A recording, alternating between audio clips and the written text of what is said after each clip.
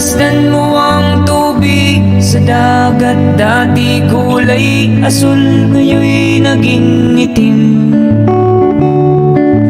Ang mga dumin ating ikinalat sa hangin. Sa langit, huwag na nating paabutin. Kamusta mga boss? Welcome sa aking munting channel, Kanta Kwento. Bago tayo magsimula sa ating kwento, hingin ko po muna ang inyong like, share, at subscribe bilang suporta. Maraming salamat. Sa henerasyon natin ngayon, mas pinadali na ang pakikinig ng musika. Nandyan ang Spotify, YouTube Music, at iba pa. Kung manunood naman ng mga pelikula, nandyan ang mga online platforms tulad ng Netflix, Viva Max, HBO, at iba pa. Pati na rin sa pamimili ng mga gamit o damit, nandyan ang Lazada at Shopee. At syempre, kapag natakam o nagutom tayo, meron ding Food Panda at Grab Food. Dito nga din nauso ang mga content tungkol sa pagpaprank sa mga tao. Babalikan nga natin ngayon ang mga panahong ang Sweet Notes Music ay na-prank ng isang Grab Food delivery rider. Dito nga ay makikita natin ang kabutihan ng kalooban ni BJ kahit siya ay medyo bad trip dahil sa pagkain pinadala kahit hindi naman sila umorder. Halika't panoorin natin mga kakwento ang nakakatuwang reaksyon at nakakaaliw na kabaitan ng mag-asawa. Samahan niyo ako hanggang sa dulo ng ating video. Pero wala na kakabutang minsan na order. Wala ko sir, kasi actually sir, yung number pala na kanina na nakalagay dito, tinatawagan ko, akala ko kayo. Hindi kayo na-order sir, baka fake book to sir? Fake book siguro. Baka fake book to sir? Try ko tawagan sir, try ko tawagan o.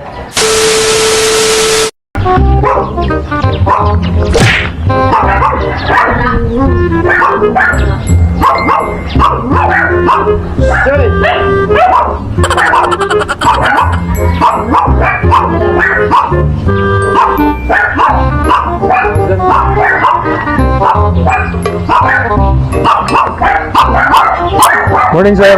Ito po. Bahay ni Charlotte DJ Baktong.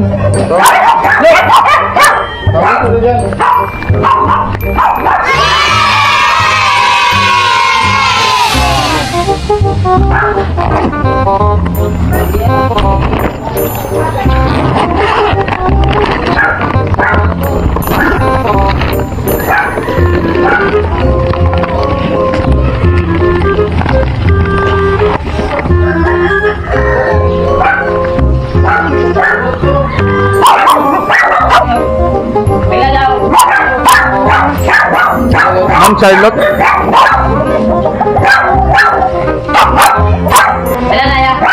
Andiyan si Ma'am Charlotte sir. Kasi kailangan papirmahan. Okay, sir. Charlotte, yun na.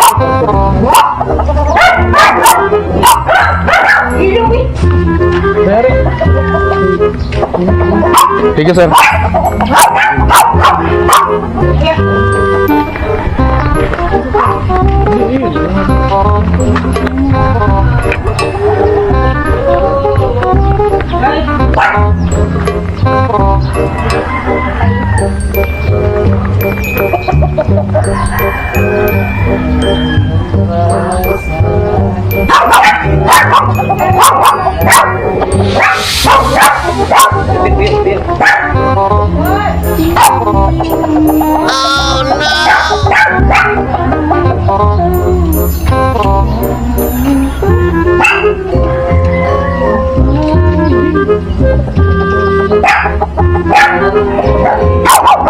Sir DJ? Sir, morning po. May nagpa-deliver sa'yo, sir? Goldilocks. Goldilocks po na cake.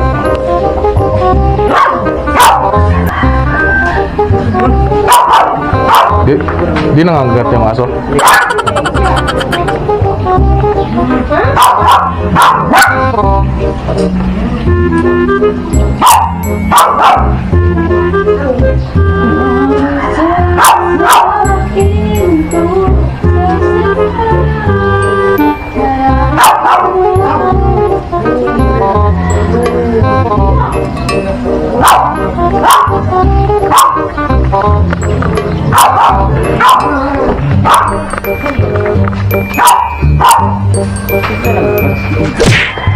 Ayan sir, ito po sir, oh.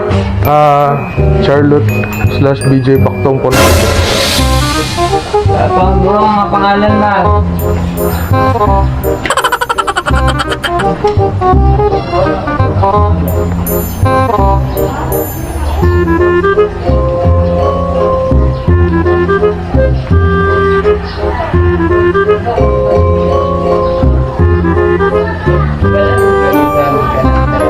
Kanina kasi sir, pag-receive ko sir, kinuha ko lang yung item. Tapos after, dumiretso na ako dito. Kasi andito naman sa mapa sir, oh.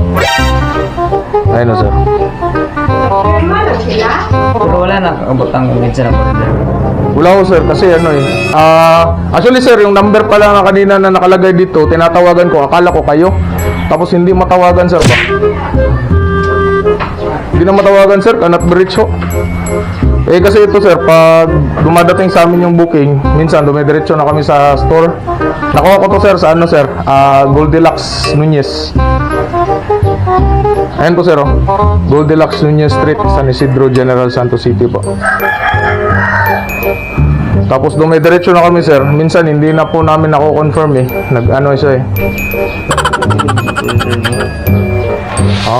Hindi kayo na-order sir. Baka fake book to sir. Baka fake book to sir. Try ko tawagan sir. Try ko tawagan, oh.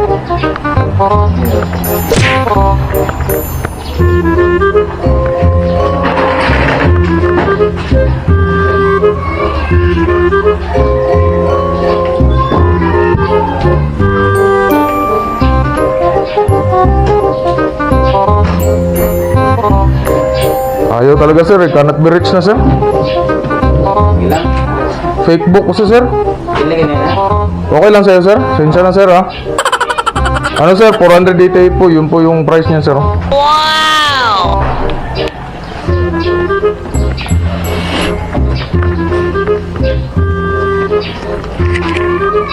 Sir, tsaka may sabihin lang talaga ako sir. Sorry talaga sir ha. Okay lang. Sensya po. Na-disturbo ko pa kayo sa ano, sa tulog niyo. Sir, pwede pong bakainom ng tubig sir? Hindi. Baka pwede po. Sensya ko talaga sir, pero sa order ko sir, na fake book pa talaga ako.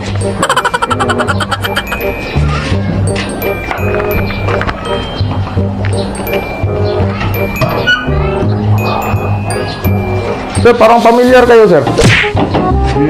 Familiar ko kayo. Okay yan. Yung name niyo po. DJ. Jeffrey. Tsaka si Ma'am Charlotte. Charlotte, sir, no? Familiar ko kayo. Kayo ba yung nakikita ko sa Facebook, sir? Yung nagkakanta, sir? Ako kami. Yung ano, sir, no? Sweet Tunes, sir? Sweet Tunes ba yun, sir? Sweet note. Sweet Notes. Pala. Sweet Notes pala. Sorry po, sorry. Thank you, sir, ha? Thank you po sa tubig, sir. Sensya ko, sir.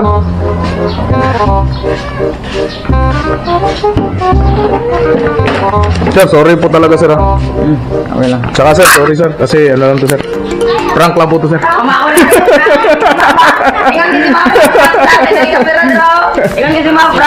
Ayan. Sir BJ ng Sweet Notes Music Official. Thank you very much, sir, ha? Andiyan si Ma'am Charlotte. Baka natutulog. Baka natutulog. Ayan, oh. Yes. Yan mga miswa. Sir BJ. Sir BJ. Na-prank tayo.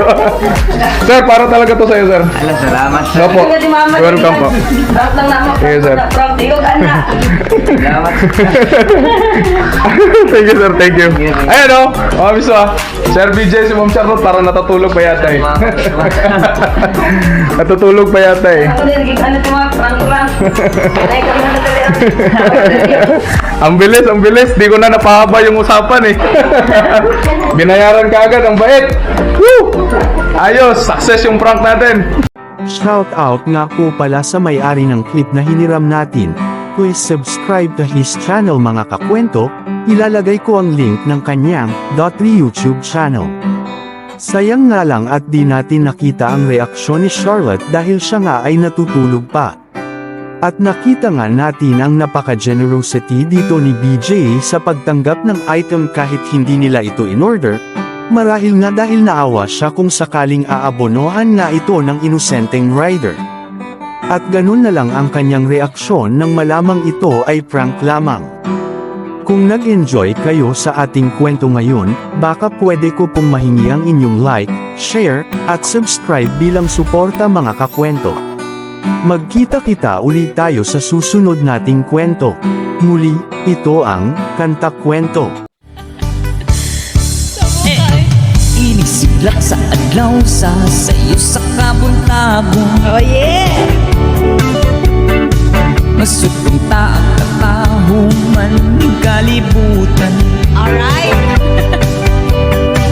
Gidayan-dayan sa hangin matang